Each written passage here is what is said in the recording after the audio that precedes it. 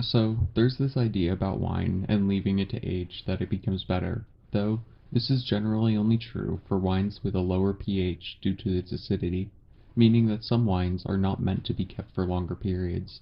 Over lots of time, aging wine will actually cause it to spoil. After all, wine is just grape juice becoming vinegar. Though, what about cannabis? Does it get better with age? Well, let's find out. One of the final conversions of cannabinoids within cannabis is from THCA to CBNA or from THC to CBN. So let's review the precursors to THCA and CBN. It all starts with CBGA or cannabigrolic acid, which uses an enzyme within the plant to convert it to THCA, CBDA, or CBCA. THCA can then take one of two main paths depending on what happens to the plant at this point. With direct heat, also known as decarboxylation, THCA will turn into THC. If the THCA is not decarbed but instead left for an amount of time, the THCA will be converted directly into CBNA, or cannabinolic acid. From here, THC, after being decarbed and left for a certain amount of time, will create CBN. Also, at this point, CBNA, if heated or decarbed, will then turn to CBN. You can see both transactions here in a short animation I made. As these animations are crude and without some explanation prior don't make much sense, they are a good way to understand what happens. First, let's see THCA to THC to CBN, which was at the top of our reaction chart. Now, let's see THCA to CBNA to CBN.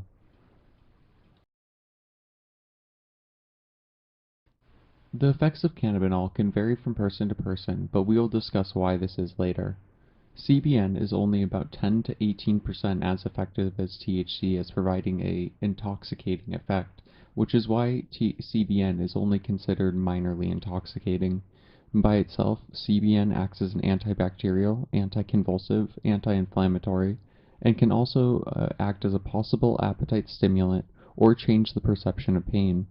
With THC, CBN can minorly increase the effects of THC, however, this is only in some studies. Other than that, CBN mixed with THC can produce sedative effects as well as release interocular pressure, which is just pressure behind the eyes. Something interesting though is that most places claim that CBN by itself has sedative properties. When I researched this further, I found that this could be a misconclusion of evidence found.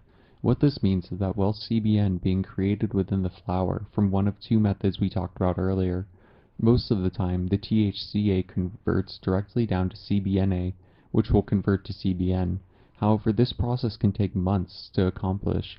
During this time, the monoterpenes can be evaporated from the flower, leaving behind the sesequent terpenes, which generally have more sedative effects. Finally, why do cannabinoids act different from person to person? Well, this actually has to deal with the receptors within the body. CB1 and CB2 receptors are both G-couple proteins. The CB2 receptor specifically is created by a gene known as CNR2. This gene is common for mutations, giving the reasons why people have different experiences with cannabis. Final thoughts are that CBN is closer in relation to THC than CBD. The reason behind this is that CBD usually acts as an antagonist for the receptors, regulating the amount of cannabinoids that can bind to it, compared to THC and CBN that can be considered agonists of the same receptors. And with that being said, that's all the time we have for today. If you enjoyed this video, please follow along so you can see the next one, and if not, please have a great rest of your day.